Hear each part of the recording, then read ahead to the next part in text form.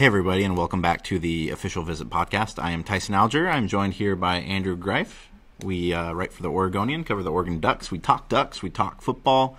How's it going, Andrew? It's going well. Today is Thursday. We're taping this on a Thursday. It's Georgia State week, and we just wrapped up the week's worth of interviews today. Mark Helfrich spoke. Didn't really offer a whole lot else about the Oregon quarterback situation entering this week. What is that quarterback situation, Andrew? Can you get our listeners up to speed? I'll see if I can point you in the right direction. Maybe use that index finger of yours. It's a finger pun. So it's the finger everyone's watching, right? It's the right index finger of Vernon Adams Jr. Oh, I thought we were talking like Jason Pierre-Paul.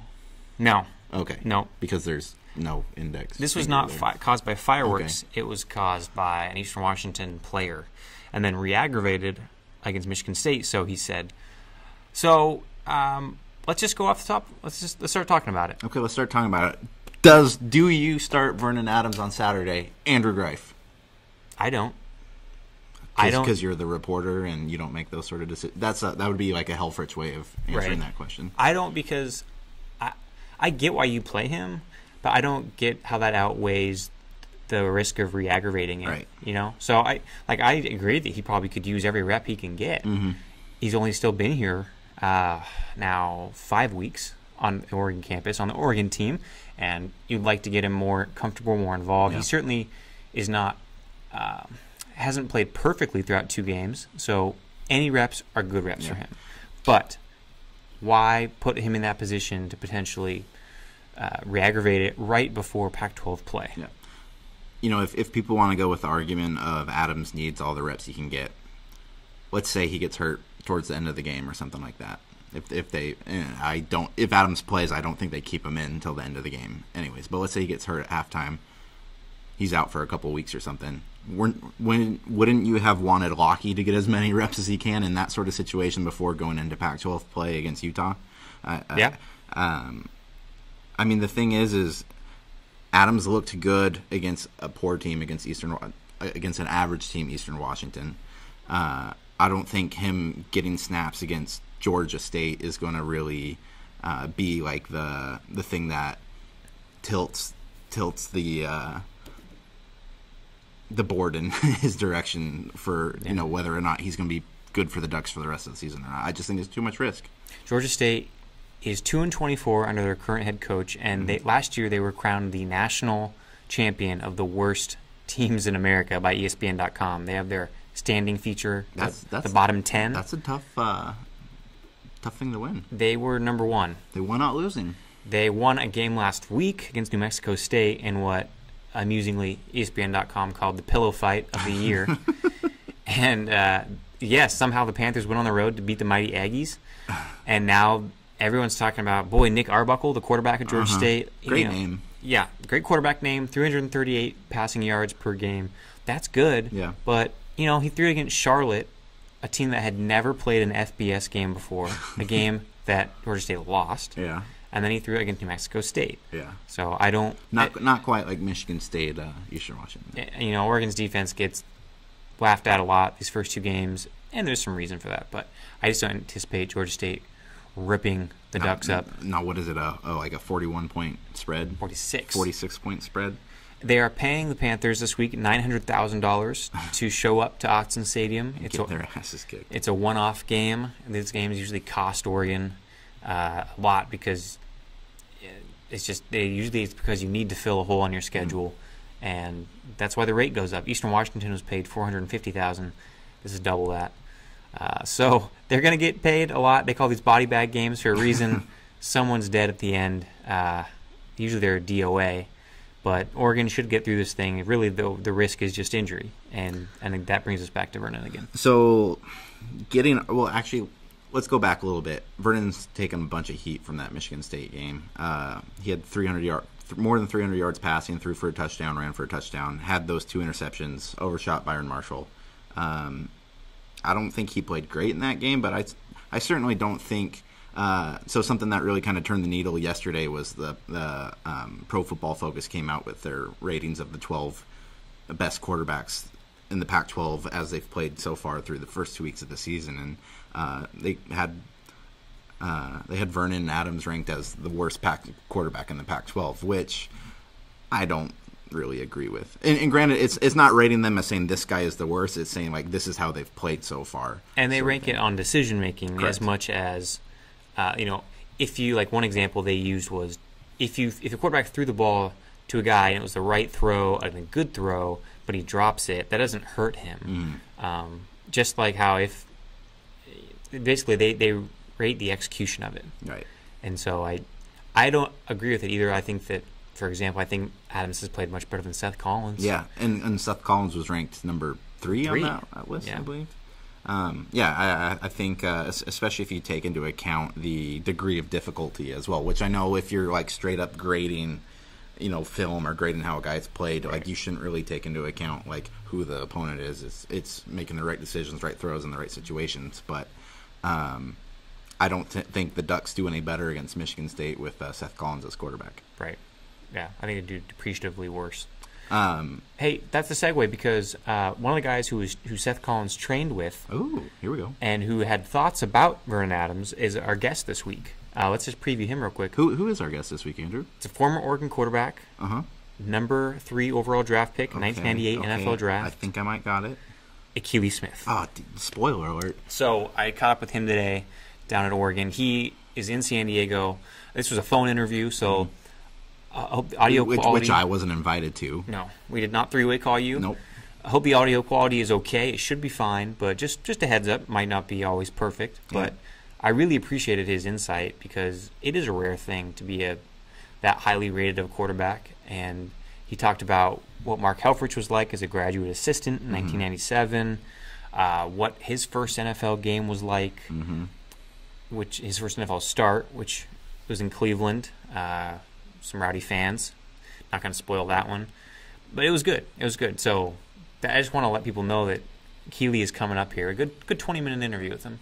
Okay. Well, I'm excited to listen to it because, like I said, I wasn't invited to this this teleconference. You'll have to listen to it also. So, unfortunately, the listeners will be without my poorly timed laughs after questions or responses from the players. So, but you know what's great timing is you wrote 5 things to watch today. I did. About this Oregon-Georgia State matchup.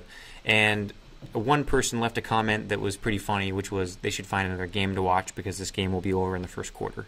Yeah, it probably will be. But nonetheless, there was Wyoming last year. Remember, wasn't Wyoming leading after the first quarter last year in what was supposed to be a blowout game? It was low. It was Wasn't a slow like start. 7-0 or something like that, and then the Ducks scored like 80 points in the second quarter. Yeah. So that's some quarterback flipped into the end zone. This is a game Oregon will win big. Yeah. But there's a lot of interesting things coming out of it because a lot of young players are going to get playing time. I wonder personally if Canton Kamatule on the defensive line is going to play more often this game. He played very little against Michigan State. His first action of the year. His very quiet debut.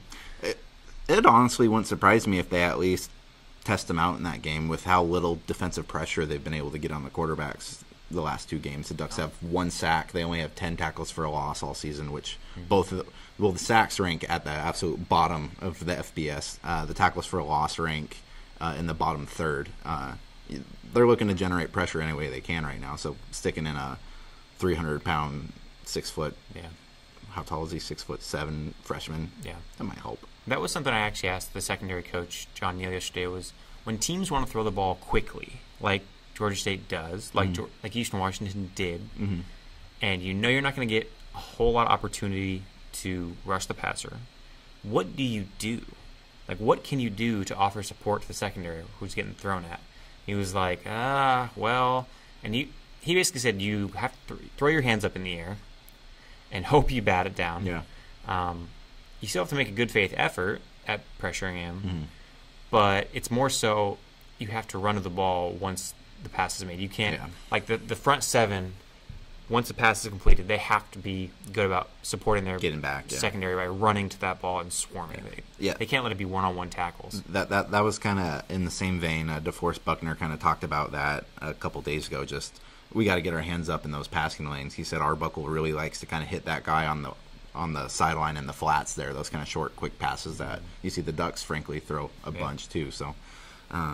I think that will be an interesting thing to watch as to whether or not they can actually put some pressure on. They should. This shouldn't be a line that a potential first-round draft pick like DeForest Buckner shouldn't be able to get through. But One little trivia thing. I was looking up this week kind of... I'm playing trivia tonight, by the way. Oh. Yeah. That's great. Maybe you can throw this question in there. So, Vernon Adams is the most prolific passer at any level of college football that the NCAA hosts. True. Yes, it is. No, that was a statement. Oh, no, I thought this was a true or false. No, that was a statement. Oh, okay. So he, Division II, Division III. NAIA? I didn't check NAIA, okay. But... Well, maybe you should, Andrew. Well, that's why I made the caveat. Any level of football the NCAA hosts. Okay. And... Dude, let's just get through the podcast. Okay? He is almost 11,000 yards, and that's by far, I want to say the next closest member at any level is about 8,000 yards. I just found that interesting. And granted, this is his 4th year starting, so you'd think he would have pretty good production. But how many yards did Mariota finish with? That's a great question. Mariota. I don't know. Well, he was probably average. How many did he have last year, anyways? Like more than 4,000. More than 4,000? You'd think he'd be up there. Yeah, I think so too. You know who is up there in the Oregon record book? Akili Smith. Akili Smith. Here's our interview with the former Oregon quarterback. 97 and 98 were the years he was here. 1997, he split time. 98 was his year. The Ducks really were onto something. He had his memorable dash to beat USC, quarterback sneak.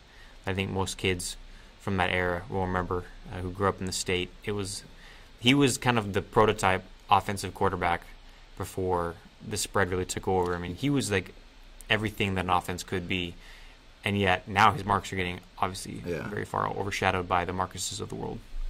You were a kid growing up in Oregon in that era. Well, you were probably about 11 or 12 then? I was 11. Okay. What do you remember about Oregon football from that Akili Smith era? I just remember I went to actually see Michigan State play Oregon in 1998, and that was a huge offensive game. I think the Ducks beat a ranked Michigan State team there. I think they scored 40 points at halftime, and Smith was the thing that made everything go in that offense. The straw that stirred the drink? The proverbial straw. Okay.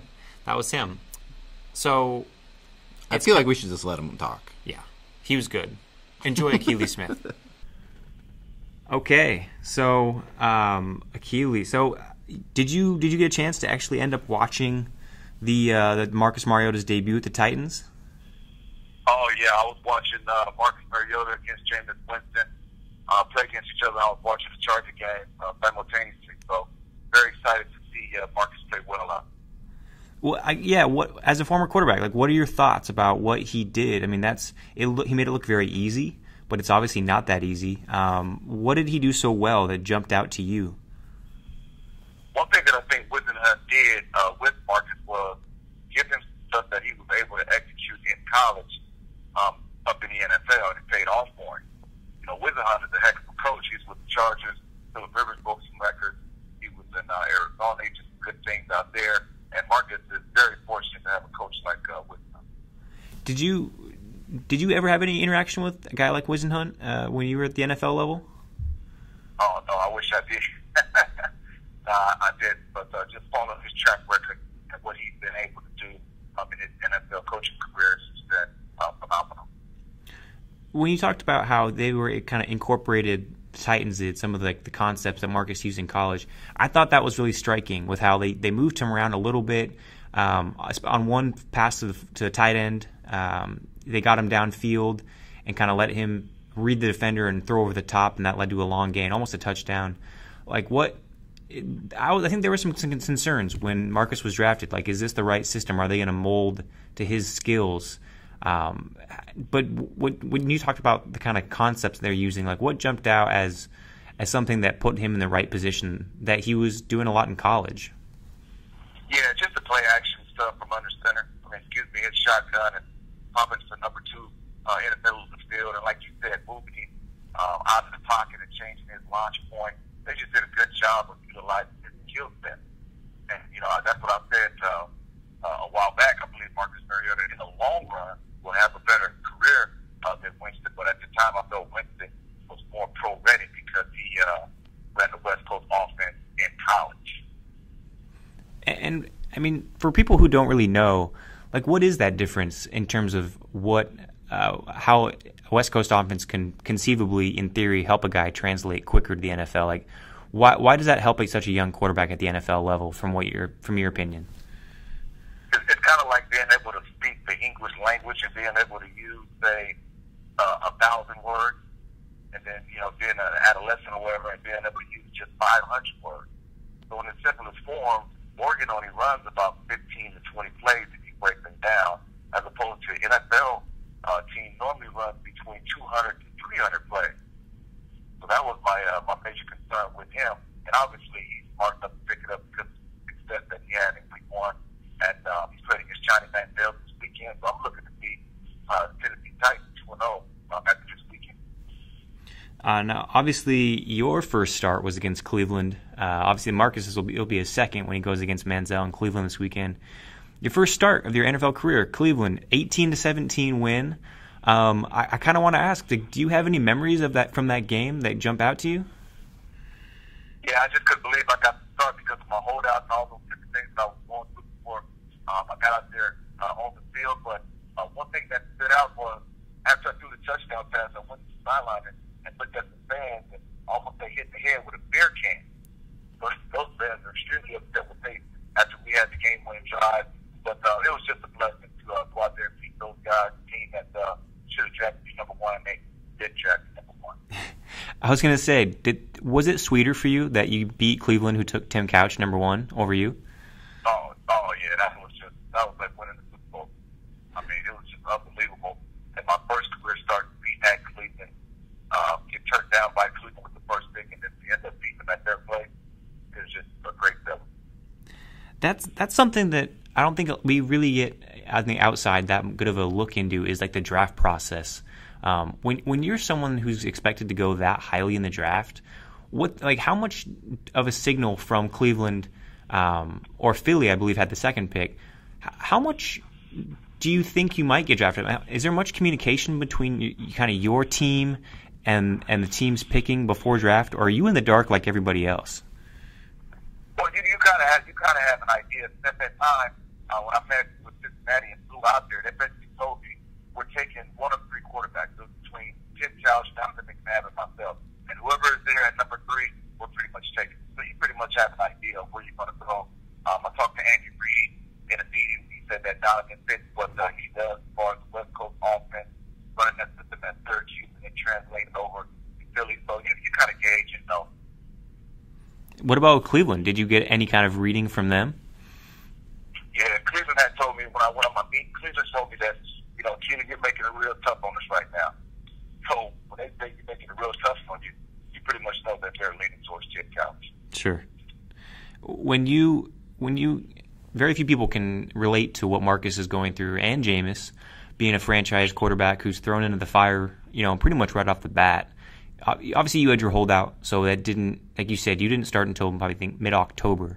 But nonetheless, you were viewed as that guy who has the kind of the weight of the franchise on his shoulders. What did you feel those expectations, or were you able to block it out, or is there any possible way humanly to actually forget that there's going to be so much pressure on you?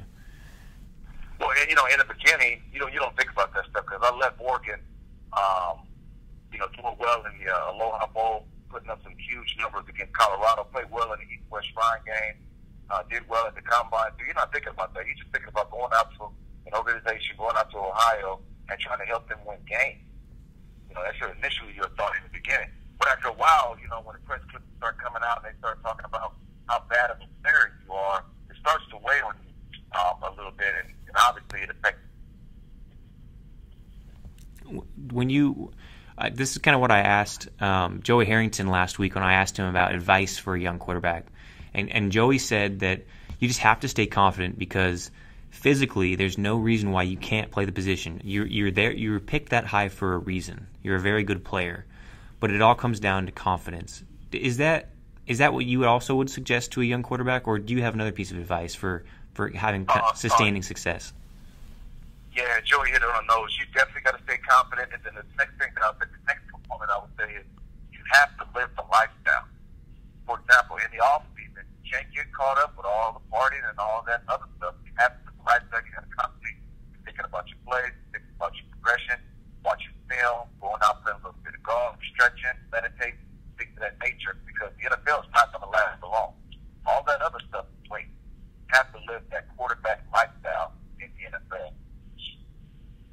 when you were kind of with the Bengals, did you go home to San Diego in the off season, or would you stay out in Ohio? Too much going on in San Diego. That was one of the big spots I had going home. But at the time, we were taking so much slack in Ohio. I didn't want to stay out, but I might as well go home and deal with my family and friends. I could see why that would be, slip into old habits, or at least not. You're not practicing all the time. That could be a problem. Right. But you know what? I reflect now, Andrew, and look back on it. I should have stayed in Ohio and reached out to local charities, boys and girls clubs, talked to the media, did events, things of that nature, and just continue to talk positive about the Cincinnati Bengals organization. Sure. How much interaction do you have with a guy like Marcus at all? I'm not, obviously you're down in San Diego right now. Marcus was obviously in Eugene. I'm not sure how much interaction, if at all, but what's your interaction with that guy? And if not, what are your thoughts about how he's handled himself so far? What's funny, I was working with Rashawn Bond. I know you're talking about Rashawn Bond. Yeah. Oregon receiver. He was out here. Yeah, Oregon receiver. He was out here in San Diego, and he got a text out of the blue from Marcus to come run routes for him in the Carlsbad area, and then get ready for Marcus' pro day. So I got an opportunity to watch Rashawn and Marcus go through the routine, getting ready for the pro day. And, Marcus was sharp in. And I was just totally blown away from his knowledge of the game until I found out he had been spending time with Phillip Rivers. A lot of people don't know that. In the off-season, I guess people going to Phillip Rivers' house, watching film and talking concepts and stuff like that, and evidently never Phillip told him it's paying off right now. Yeah, I'd read that, and I'd also read that it was Hronis Grasu, the former Oregon center. He was also training in the offseason a little bit with the former Chargers center, Nick Hardwick, and they kind of both said that they felt like they really benefited from that arrangement where they got to pick, a veteran's brain a little bit. Yeah, see, that's good stuff. And obviously it's been a learning curve for him, and he's just a good kid, man. I mean, he's humble and all that good stuff, man. He's going to have a good career. When you meet him in person, is he bigger than you think, physically? He was pretty much what I expected. I think we were eye to eye, both about 6'3", 20, 25, somewhere around there. He was pretty much what I expected. I mean, this is kind of a hypothetical that maybe you probably have thought about too. But you came into Oregon when they were running that West Coast kind of pro style under Bellotti. Obviously, they install the spread offense around 2004 when Kellen Clemens is there. Just the way football has changed into so much more of a shotgun spread operation. Do you think you would have thrived in that environment? You were a runner, obviously. Do you think that you would have thrived under that arrangement? No disrespect to none of these other quarterbacks that's running the spread right now in college, the regular quarterback, Marcus, and all those guys. There's nothing out there that I've seen in college football that I couldn't have done in the spread off. 4,000 yards passing, 47 touchdowns. I may be coming off cocky and conceited right now, but I look at what's going on out there in college football, and there's just no way you can't tell me that I couldn't put up the same numbers that some of these guys are putting up in college football. Well, I mean, you still hold, I believe, a couple records. Maybe Marcus has surpassed them in my time at Oregon, and you played only a couple years, and even then, you really only had that 1998 season. So there's evidence there that I think you would do pretty well if given a couple years in a spread offense. I don't think that's too presumptive on your part, to be honest. Yeah, and here's the other thing. If you go back and do the research of how many plays we ran my senior year to how many plays they're running right now in the spread offense, I guarantee Chip's offense probably running maybe about 20 to 25 more plays. If I was just to guess off the top of my head, so that's a huge amount of plays as far as being able to do on Saturday. Yeah. Now you're a coach. Now you're at St. Augustine High School. Is that correct? No, I'm at El Camino High School now. El Camino High School. Okay. What's your role in that operation? Right now, I'm the quarterback coach, offensive coordinator, and we're currently 3-0 right now, going into the bye week, and still training quarterbacks on the side, things of that nature, and trying on putting together 7-on-7 passes down here on the West Coast. So it begs the question: what kind of offense are you running as an offensive coordinator? Oh yeah,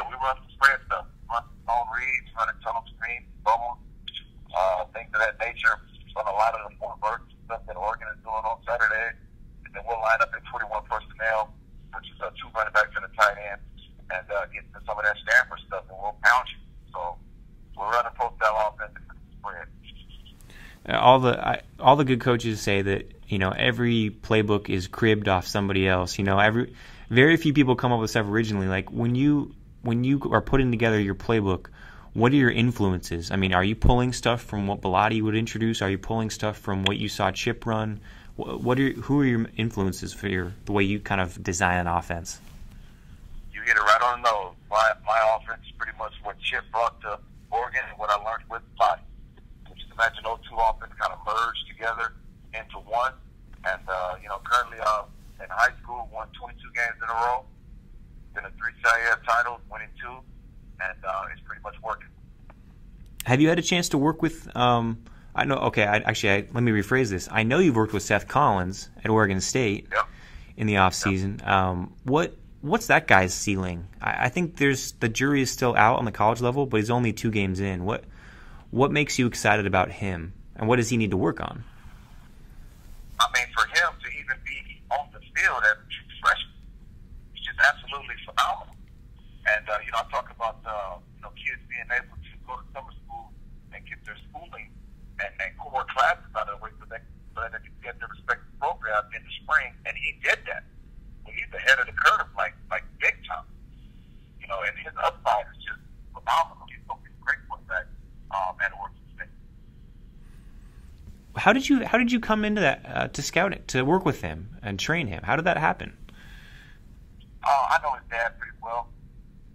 So his dad was at East High School, and that's where we did a lot of our quarterback training at East High School here in San Diego. And started working with Seth almost 4 years ago. And see it paying off 3 years ago. See it paying off now. It's just incredible. Do you have other guys kind of on the come up who you think could go some places college-wise, some quarterbacks that you're working with, or are you working with guys in the off season who have left college? What's that side training like for you? Well, right now I got Lucas Johnson. He's back in San Diego. He's a great quarterback. He's been at State. Braxton Burmeister is moving to Arizona. Hopefully, doesn't come around and offer him. He's a 6th-rated quarterback in the nation. He's got almost 10 offers. And then there's some other guys out here in San Diego that I've been working with too. So I have a nice core group of young kids coming up here in San Diego who are starting to get offers. Now, were you around San Diego when Darren Carrington and Tyree Robinson were in high school? Yep, I coached Tyree Robinson and Tyrell Robinson when they were juniors when I was at Lincoln High School. I know the Carrington family real well. Okay. Can you give me I know obviously the Robinsons were very good basketball players too, just very, very athletic guys. Darren, though, was a little less recruited. I mean, he came from a small college. I mean, very small high school, I should say. What were those guys like in high school? And did you see kind of Darren's breakout last year coming? And Tyree obviously has a very large role this year in the secondary. What impressed you about those guys? I had an opportunity to play against Darren at a San Diego State Basketball League. It was Horizon against St. Augustine. And when I seen him live just absolutely destroy our defense, I knew he was the baller. I knew it. So, with that, people can always talk about kids playing at smaller schools, not playing against competition, things of that nature. But if you're able to evaluate talent, it doesn't matter what school that kid plays at. Sure. Now, was Tyree? He was a two-way guy in high school, right?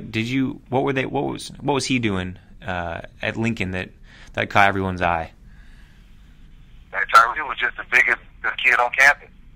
Whether it was basketball, football. I even had him at quarterback a couple times, but told me he didn't want to get hit. So he could have been back a 4 or 5-star quarterback as well, but he chose to play receiver and safety. And hopefully he'll continue his development. And one day we'll definitely be seeing Tyree on Sunday. Sure. Well, what's next going forward for you? Besides the high school, I know that you talked about last fall. We talked about how there's always this itch to get into college coaching with you, and that's something you still love to do if the opportunity arises. Is that still something you're going for? Yeah, well, I've got some stuff I got to take care of. I got to finish up my math in Spanish, and then I got to go back over and finish up my social requirement. And then my son is 8 years old. He's been trained now playing quarterback, so his development is just extremely important right now. So I'm basically coaching youth ball for a little bit until I'm ready to turn my son over to the next head coach. Okay. And then when you're able to do that, you think you'll be able to finish up your master's or your bachelor's at Oregon? Yeah, I'm gonna come on back, finish up, and then obviously have a conversation with Coach Helfrich, see if there's a GA spot open or something like that, and see if I can get on that. That's actually something that one of the last things I wanted to ask you about was Helfrich. Now, when you were on the team, he was your first year, 97. Correct me if I'm wrong, but Mark Helfrich was a GA with the team. Right. Right. What was a young Mark Helfrich like? He was just quiet and doing his job. That's it. That's what it was all about back then. Everybody respected Pilati, respected the program, and he was just quiet doing his job. And now he's the head coach. And now one day I might be coming back being a GA for the program while he's the head coach. I'm looking forward to talking to him about that in the future. Do you have many conversations with him or other staff members in between then, just to kind of keep tabs with Campbell? Obviously, Gary Campbell, Don Pelham were on staff when you were there. Are there conversations like that happening? Just kind of keeping up with guys. Yeah, Coach Campbell, man. Every time I coach Coach Campbell, every time I text Coach Campbell, he responds. He's just been phenomenal with keeping up with Ruben Jones, Saladin, and all of it. He's running back. I text Coach Neal a couple times because he's here in San Diego. As far as recruitment is concerned, he responds. So those coaches do a good job of being personable and not being, touchable. Sure, and I would feel like, especially now as the program has risen to the point it has, it would be fairly easy for the coaches to, not stay in contact with the alumni as much as possible. But it seems like, is there an open door for those who have played? Do you feel like you can still come back and be welcomed? Yeah, there is an open door. I'm gonna go try to bust down the door and look for Chiefs in that Chiefs room and all that aqua stuff they got going on. Hey, throw me a towel. I need to get in here and enjoy some of these perks as well. Well, I really appreciate it, Keely. Thank you very much, man, for just spending the time with us. And I think the inside, very few people know what it's like to be a quarterback at the college pro level and how hard it is. And you've seen the good side, and you've seen the how hard it is to stay on the good side. And right. I really do appreciate all the context, man. And any last parting shot for a guy like Vernon Adams this year besides stay healthy? Yeah, I tried to IG him on there. You got some guys giving him a bad time, and it's like, kid's been on campus for 30 days now? Yeah. Yeah, he's on campus for 30 days now, and we almost beat the number 5 ranked team on the road. And the kid's been on campus for 30 days. So everybody just needs to calm down, let Vernon get comfortable, and I think we'll be okay when it's time for us to win the Pac-12. I'll put you on the spot. Would you play him this week against Georgia State? Obviously, Oregon's a 46-point favorite. Do you rest him, or do you get him more reps because he's so new? No, he's got to play. He's got to play at least the first half. Get some more reps, get his eyes and everything trained, time to speak to the eyes to see. And then I'm definitely playing Lockie to get him evaluated as well. Interesting. A little 50-50 split then. Yeah, 50-50 split, yep. Okay. Well, leave it to the coach who's won 22 straight games. I'll take your advice on that one. All right, man. All right. Thank you, Keely.